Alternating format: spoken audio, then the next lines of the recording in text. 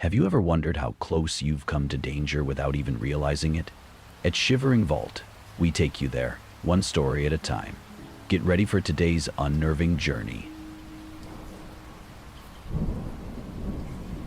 It was a quiet Friday night when I found myself alone in my new apartment.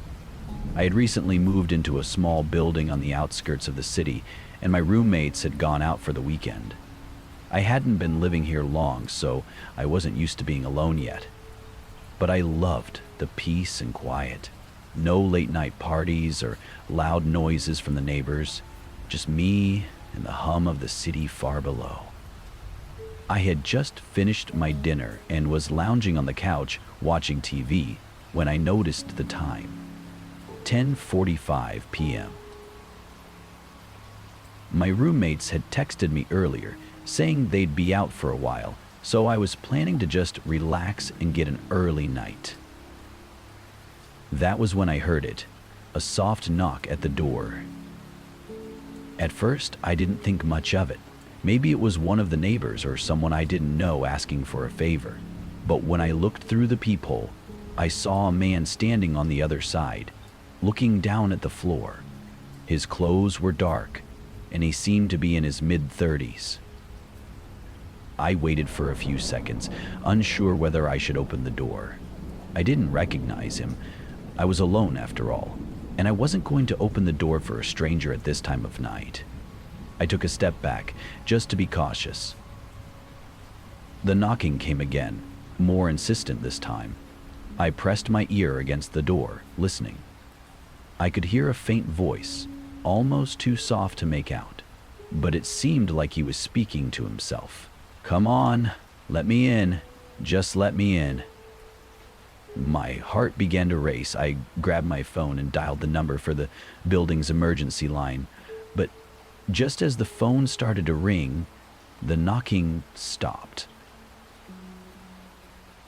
I waited for a few minutes, my ear to the door, silence.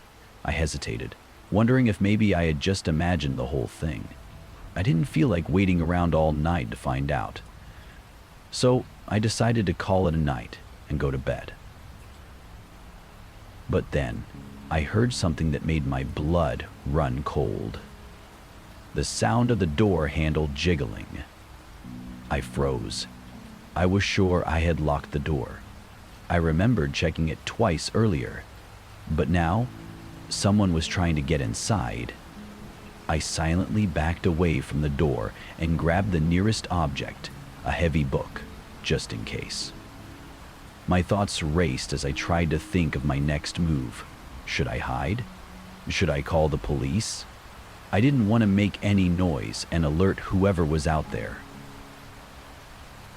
Just as I was about to call the police, the jiggling stopped. I heard footsteps retreating down the hallway, growing quieter with each passing second. I took a deep breath, trying to steady my nerves, and slowly made my way back to the door.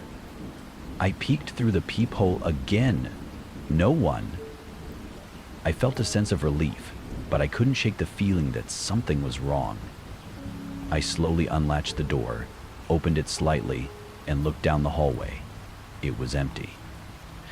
Still, I didn't want to take any chances, so I closed the door and locked it immediately. I tried to convince myself it was just a prank or some harmless mistake. Maybe the guy had just the wrong apartment, but my gut told me otherwise.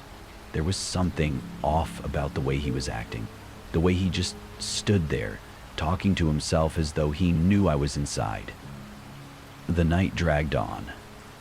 I couldn't sleep. Every creak of the building, every gust of wind outside made me jump. I kept replaying the event in my mind, trying to find a logical explanation. But I couldn't come up with anything that made sense. At around 2 a.m., I heard the sound of footsteps outside my door again. This time, they were slower, quieter, almost as if the person was trying to be discreet. I couldn't believe it. I hadn't even seen him leave earlier. I grabbed my phone and called my roommate, but she didn't pick up. I dialed the emergency number for the building again, and while waiting for someone to answer, I cautiously moved toward the door. I couldn't see anything through the peephole, but I could hear the footsteps. They were getting closer. My heart pounded in my chest, and my hands shook as I clenched the phone tightly. I heard the door handle rattle once more. I couldn't stay silent anymore. I whispered into the phone, telling the operator that someone was trying to break into my apartment. They assured me help was on the way, but it would take some time. I was trapped, stuck in a small apartment with an intruder lurking outside my door. My mind raced with fear. What was this person after? Why me? Then I heard it, a faint sound, almost like a whisper, coming from the crack under the door. "Let me in," it said. "I just want to talk." I recoiled, feeling a chill run down my spine. I had never been so scared in my life. I had to think fast. I backed away from the door, grabbed my keys and wallet, and moved quietly to the window. My only chance was to get out of there. I was terrified, but I couldn't just wait for this person to find a way in. I opened the window slowly, trying not to make any noise. The last thing I wanted was for him to hear me. I climbed out onto the fire escape and made my way down to the street. My heart raced as I ran across the street, away from the building. I didn't stop running until I reached the nearest cafe, where I called the police.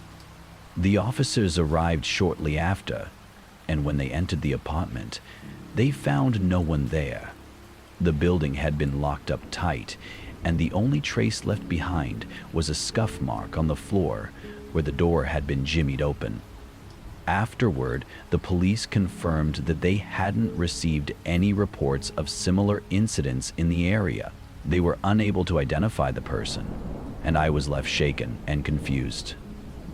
I never did find out who that man was or why he targeted me, but the one thing I knew for sure was that I would never feel safe in my apartment again. After that night, I moved out of that building and vowed never to stay home alone again without proper security.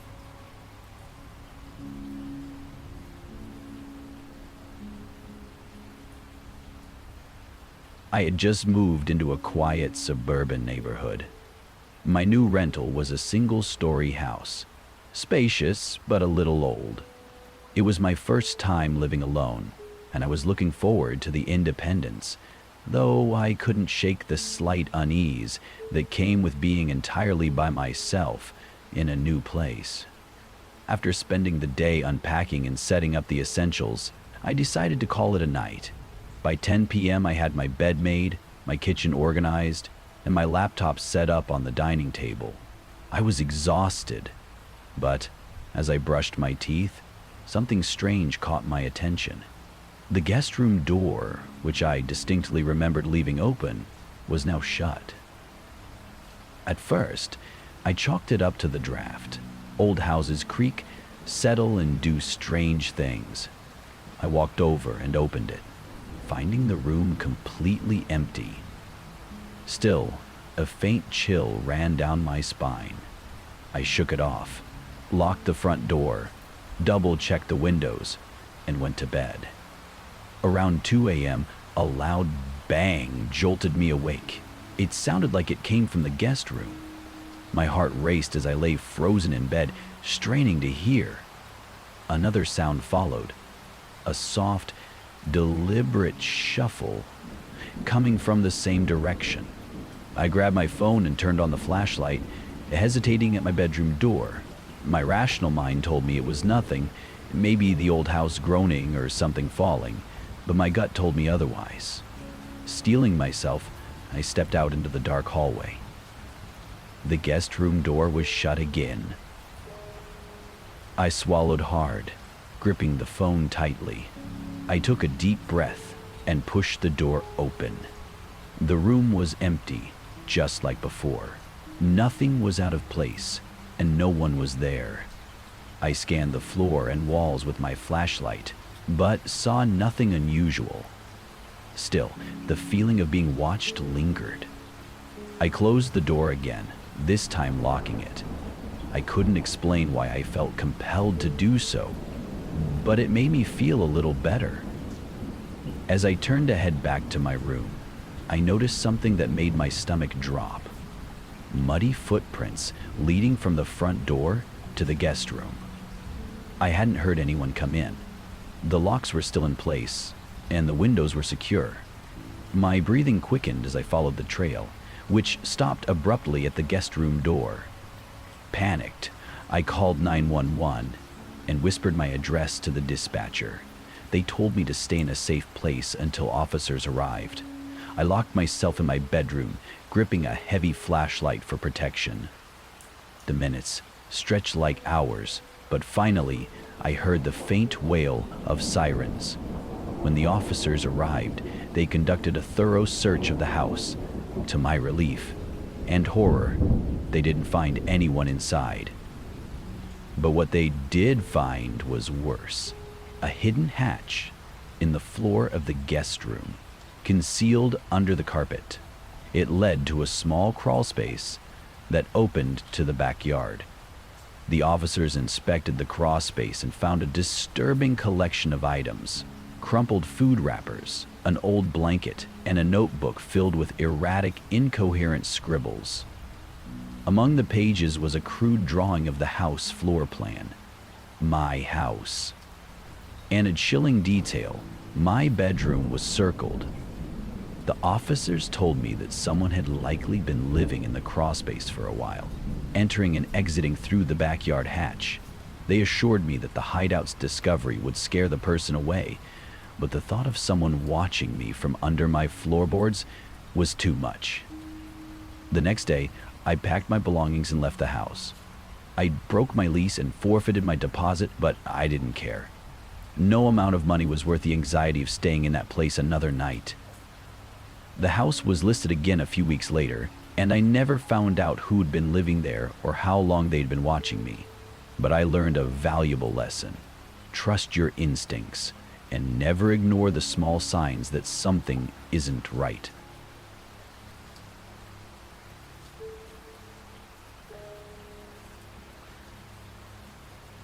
I had recently moved into a small house on the edge of town. It wasn't much, just a modest 2-bedroom with a spacious backyard. My roommates had moved out a few weeks earlier, and for the first time in months, I was living completely alone. At first, it felt liberating. No one else to bother me. No arguments or awkward conversations, just me in the solitude. One night, after a long day at work, I decided to spend the evening relaxing. I cooked a simple dinner, watched some TV, and slowly drifted off to sleep on the couch. I wasn't even sure when I dozed off, but I woke up to the sound of a loud knock on the door. It was around 2 a.m. Groggy and confused, I tried to ignore it, hoping I was just hearing things, but the knock came again. I froze, my heart starting to pound. It wasn't a casual knock. This one was forceful, deliberate. I glanced at my phone, realizing I'd missed several calls from an unknown number while I was asleep. The knocking continued, more insistent now. Something felt off. I got up, my legs shaky, and slowly walked to the door. My mind was racing. Who would be knocking on my door at this hour? The neighborhood was quiet, and I hadn't had any visitors since I moved in. I checked through the peephole. No one was standing there, just empty space. I hesitated. Maybe it was a prank. Maybe someone was just messing with me. But as I stood there, I couldn't shake the feeling that something wasn't right. The knocking came again, but this time it was accompanied by a voice. I know you're in there. Open the door. My stomach dropped. I stepped back from the door, heart pounding in my chest. I wasn't sure what to do. Should I open it? Should I call the police? The voice sounded eerily calm, too calm for someone who had been knocking at my door in the middle of the night. I grabbed my phone and dialed the police, trying to sound as calm as possible. The dispatcher assured me that help was on the way and told me to stay inside and lock all doors and windows. I did exactly that, but the whole time I could hear the knocking getting louder. And then the voice started speaking again. "You don't know me, but I know you. I know what you did." I froze. The words sent a chill down my spine. What did he mean? I hadn't done anything. I didn't know anyone who would say something like that. It felt like a sick game. I turned off all the lights in the house, hoping the person would think I wasn't home. But the knocking didn't stop. It was relentless now, and it sounded like it was coming from all around me. The front door, the windows, the back door. I stayed as still as possible, trying to control my breathing. Every few seconds, I heard the voice again, getting closer, clearer. "I'm here. I'm right outside." At that moment, I heard the unmistakable sound of footsteps on the porch. Someone was walking around the house, looking for a way in.